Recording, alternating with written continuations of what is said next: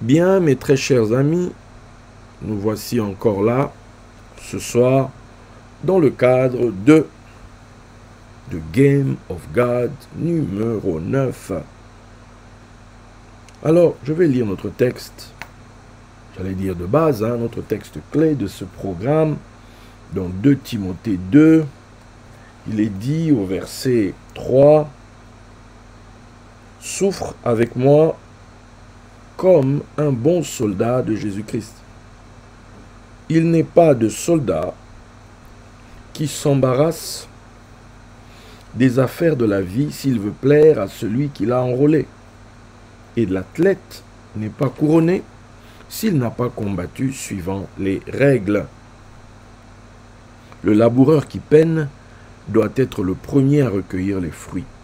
Comprends ce que je dis, car le Seigneur te donnera de l'intelligence en toutes choses. » Bien. Et la dernière fois, nous avions lu un texte, c'était dans 1 Corinthiens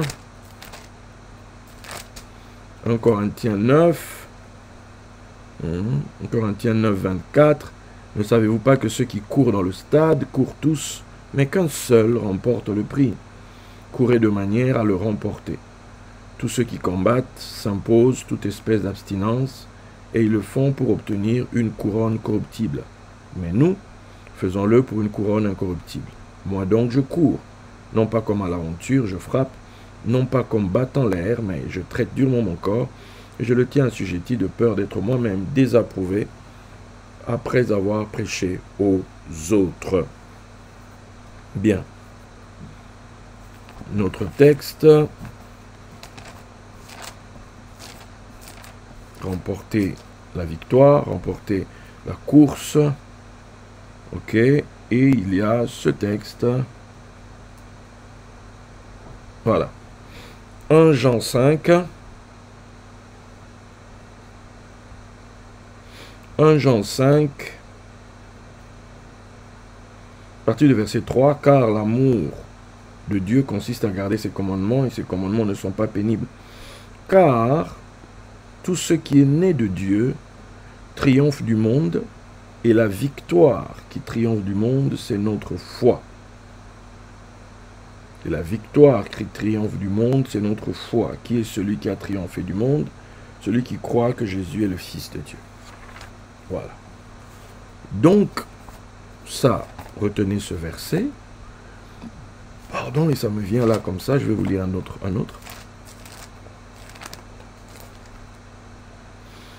Voilà. Jean 16, verset 33. Je vous ai dit ces choses afin que vous ayez la paix en moi. Vous aurez des tribulations dans le monde, mais prenez courage. J'ai vaincu le monde. Prenez courage, j'ai vaincu le monde. Je répète, prenez courage, j'ai vaincu le monde. Voilà. Donc, on va parler aujourd'hui d'un élément clé dans cette course, dans ce Game of God. Quand il est lancé, il y a une règle majeure, il y a une règle hyper importante que chacun doit pouvoir retenir, doit pouvoir conserver. Cette règle, c'est la foi. Ok? C'est la foi. Mais on va aller un peu plus loin pour comprendre. De quelle foi parle-t-on? De quelle foi s'agit-il? Parce qu'il est dit, mon juste vivra par la foi. Un autre nom dit par sa foi. Or, la foi vient de ce qu'on entend.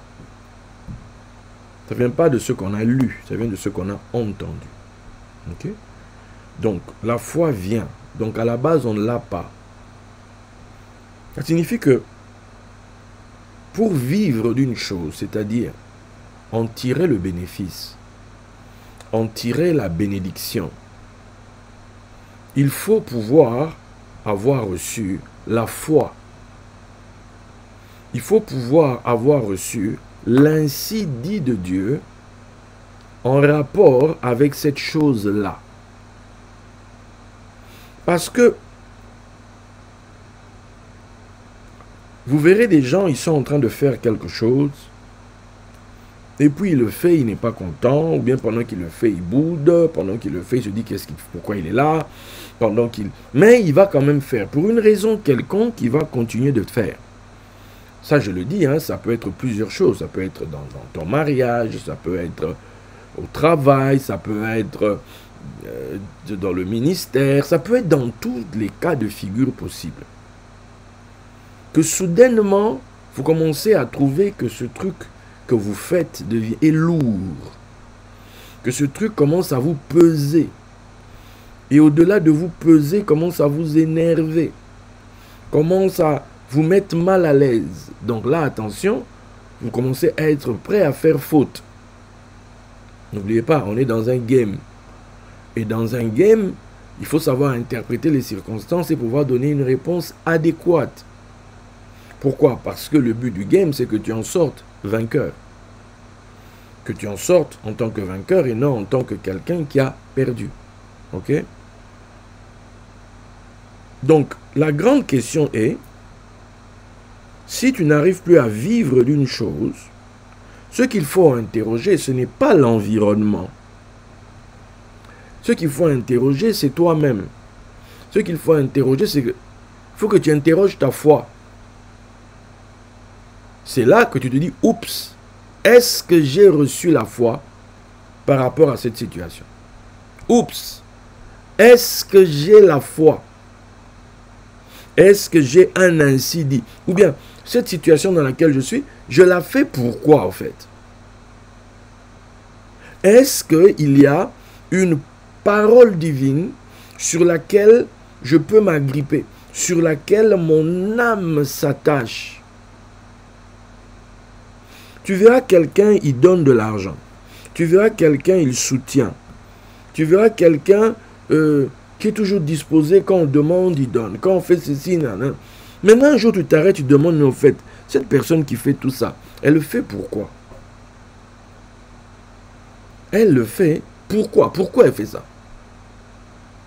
La femme qui reçoit Élisée, on le dit, hein, qu'elle le recevait déjà. Il s'arrêtait là de temps en temps pour manger. Mais un jour, cette femme va passer à un autre level. Un jour, elle va même surprendre l'homme de Dieu lui-même. Parce qu'il avait coutume de venir là. Et il n'y avait rien qui se faisait pour lui. Il mangeait et puis il prenait la route. Mais un jour, cette femme va dire à son mari, tu vois l'homme qui vient ici là, c'est un saint homme de Dieu. Donc elle a eu une révélation, elle a eu une compréhension de cet homme-là qu'elle n'avait pas jusqu'à présent. Et à cause de cette révélation qu'elle avait de cet homme-là, suivez bien, ici il ne s'agit pas d'une révélation de Dieu, c'est-à-dire sur la personne de Dieu. Non, il s'agit d'une révélation sur celui qu'elle côtoyait, celui qui venait chez eux, celui à qui elle donnait de la nourriture. Elle a eu une révélation sur lui. Elle dit à son mari, faisons-lui ça, faisons-lui ça, faisons-lui ça. En d'autres termes, dépensons sur lui. En d'autres termes, réagissons par rapport au level qui est le sien. Pourquoi? Mais il avait déjà ce level depuis longtemps. Le gars n'a pas attendu cette dame pour avoir son level. Non, c'est la dame qui a eu un dévoilement. C'est la dame qui a eu une révélation. C'est la dame, quelque part, qui a reçu la foi. La foi qui désormais allait être le support de leur relation. La foi qui désormais allait être la base sur laquelle, le fondement sur lequel la maison de leur relation allait s'ériger. Tu te rends compte, tellement cette femme a eu la foi de cet homme-là, quand l'enfant qu'elle a eu après justement la parole de cet homme-là est décédé, elle n'a même pas dit à son mari que l'enfant est mort. Elle a dit à son mari, tout va bien, je vais voir l'homme de Dieu. Attends, c'est quel niveau de foi? C'est quel niveau de foi où même le mari n'est pas mis dans la confidence? Parce qu'elle a un niveau dans la relation qu'elle a avec cet homme-là, un niveau de confidence, excusez-moi, plus élevé. Pour quelle raison?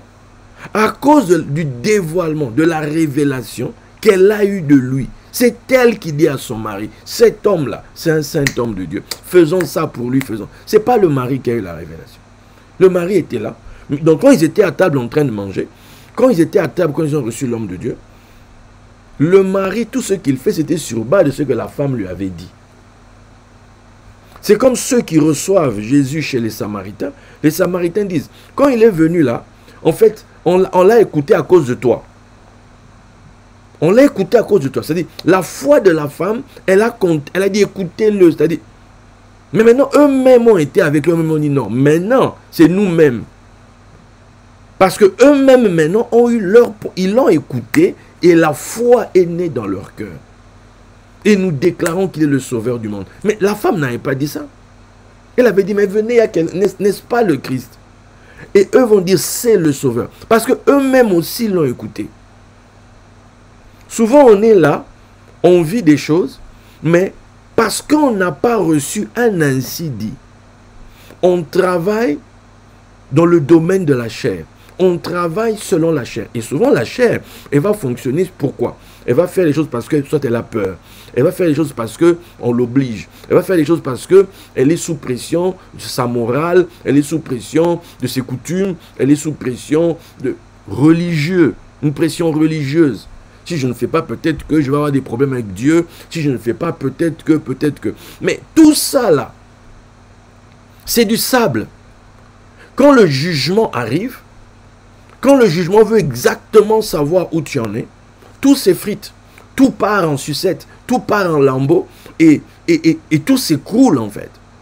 Parce que le fondement n'était pas le bon. Le fondement n'était pas un fondement de la foi. Ce n'était pas un hypostasis. Donc, c'est hyper important dans la vie de déterminer la foi. Pourquoi je fais tout ce que j'ai fait? Pourquoi j'ai donné tout ce que j'ai donné? Pourquoi je donne tout ce que je donne? Pourquoi je fais tout ce que je fais? Pourquoi je le fais? Quel est le fondement de mon action? Quel est le fondement de mon service? C'est fondé sur quoi? Est-ce fondé sur la lettre, c'est-à-dire les commandements? Est-ce fondé sur la crainte? La crainte que si je ne fais pas bien, tu vas être puni. Si je ne fais pas bien, tu vas, etc. Tu vas être maudit. Non, il y a des gens qui servent comme ça. Il y a des ministères. Ça, c'est le ministère de la mort. Le ministère de la lettre gravée sur les tables de pierre. Pourtant, on dit, hein, aime l'Éternel de tout ton cœur, de toutes tes forces. C'est-à-dire, aime l'Éternel de toute ton âme. On voudrait que le service soit un service fondé sur l'amour. Mais malheureusement, on dit l'amour parfait bannit la crainte. Pourquoi? Parce que justement, beaucoup de gens fonctionnent, ils voient plus la punition, ils voient plus l'accusateur, ils ont la crainte, la peur. Donc, ils servent par rapport à ça. Le problème, c'est que quand tu sers comme ça, le fruit, tu risques de ne même pas le manger. Pourquoi? Parce que ton fondement est mauvais. Le fondement, c'est la foi. Je sers un homme. Cette femme, quand elle sert cet homme, quand elle lui prépare une chambre, quand on lui... Bref, un loft. On lui a fait un loft dans cette maison. Il avait son lieu de repos, de qualité. Cette femme le faisait pourquoi? Elle venait d'avoir la révélation. Cet homme est un saint homme de Dieu. Faisons-lui. Dans le game of God, dans le game of God. Le but, c'est quoi? On a parlé de la sanctification. On a commencé par là-bas. Aujourd'hui, je voudrais m'arrêter d'abord sur un point spécifique. Parce que le but, on dit la création soupire et elle attend la manifestation des fils de Dieu. La création est soupire. On dit les souffrances du temps présent. Non, on ne peut pas les comparer à la gloire à venir. Tu vois? Romains. Oh non, dès que j'entends la gloire à venir, là, je tressaille. Romains 8, 18. J'estime que les souffrances du temps présent ne sauraient être comparées à la gloire à venir. Or, nous savons que Yeshua est la gloire à venir. Ne saurait être comparé à Yeshua qui sera révélé pour nous. Oh! J'estime que les souffrances du temps présent ne sauraient être comparées à Yeshua qui sera révélé pour nous. À la gloire à venir qui sera révélée pour nous. Aussi, la création attend. Et la création attend pourquoi? Parce qu'elle sait qu'il y a la gloire qui vient. Donc la création attend avec un ardent désir la révélation des fils de Dieu, la manifestation des fils de Dieu, le dévoilement des fils de Dieu. Ça signifie que tous les fils de Dieu s'appellent en réalité Yeshua. Parce que tous ces fils de Dieu, c'est ce qu'on attend, leur manifestation. Parce qu'ils sont. La gloire qui doit être manifestée, c'est la gloire des fils. C'est des fils qui doivent apparaître. C'est des fils qui doivent paraître, puisque, comprenons, le fils souffre. Le fils traverse des moments difficiles et compagnie. Mais c'est lié à quoi en fait? Toutes ces choses-là, c'est un voile qui est au-dessus de lui. Il est enveloppé, il est caché. J'insiste sur ça. Parce que vous voyez comme je suis là. Maintenant, je fais ça. Je me couvre avec ça. Mais quand je me couvre, ça ne me change pas moi. Ça vous empêche juste de me voir.